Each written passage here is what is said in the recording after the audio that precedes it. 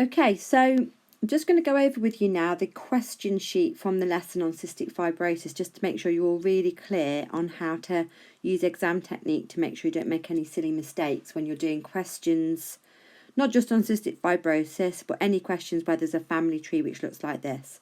So my advice would always be to write on the family tree. So the question's asking you to basically say for each numbered thing, whether it's a male or a female, and what their genotype is, i.e. which versions of the alleles they have.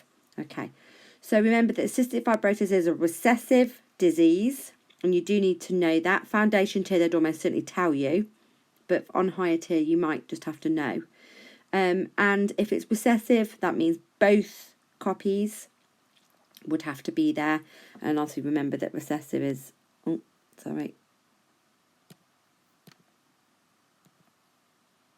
recessive is going to be represented with a lowercase letter.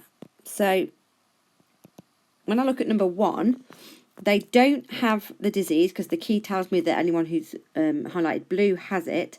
So they don't have it.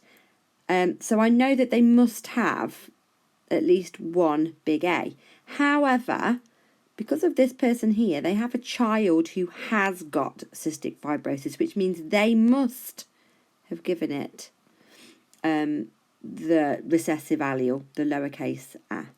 So I know that person 1, the genotype of person 1, must be big A, little a, i.e. they are a heterozygote. They've got the alleles are different. They're a man, I can see that from the thing. Person number 2, a bit more straightforward for them, so they actually have it, so they must be a homozygous recessive. Looking across at person number 3, again, they don't have it, so they must have the big A, but they have these children who do, which shows they must have the recessive allele. And remember, again, they're heterozygous, but we call those and those, we call them carriers because they are healthy themselves, but they have got the ability to have children with cystic. Person number 4 over here, again, it's easy to see that they're a man, but that they, again, must be heterozygote. They are carriers. Unlike with the other genetic characteristics that we looked at in previous lessons, we weren't talking about genetic disease there, just whether the fur is black or what have you. We could just call those heterozygotes. But when we're talking about genetic disease, the heterozygotes, these ones, heterozygotes, are the carriers. Again, I can tell that because they don't have the disease themselves, yet they do have a child with it. So that's person number 4. And then finally, person number 5 down here.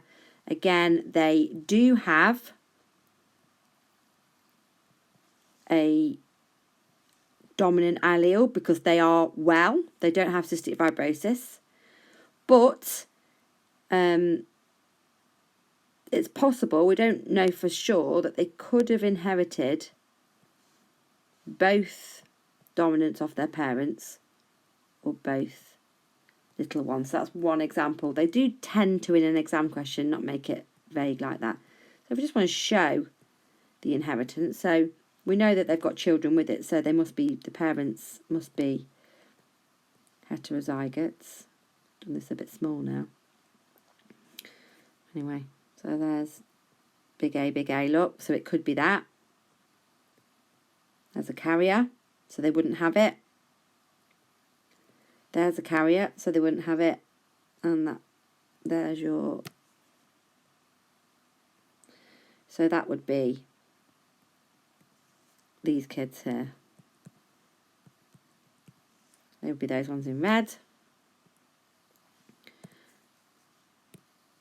And person number 5 could be that, or that.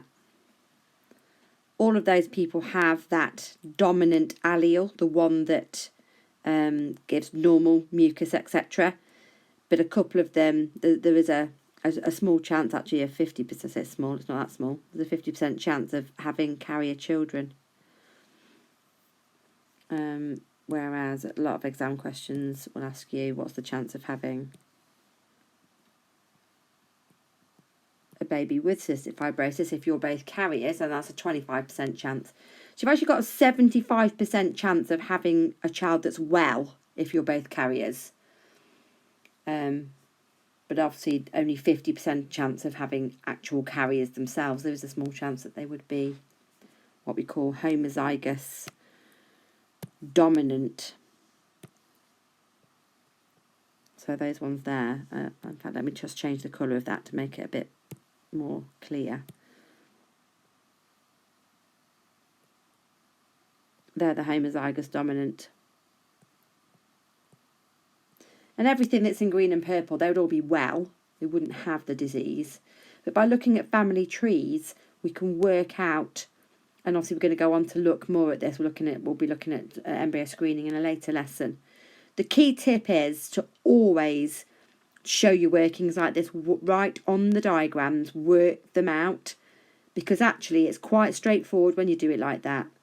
Then you can use that information to answer questions, to make Punnett squares, the noughts and crosses squares, whatever it then asks you about, but at least you've got your thinking out on the page. I hope that's useful.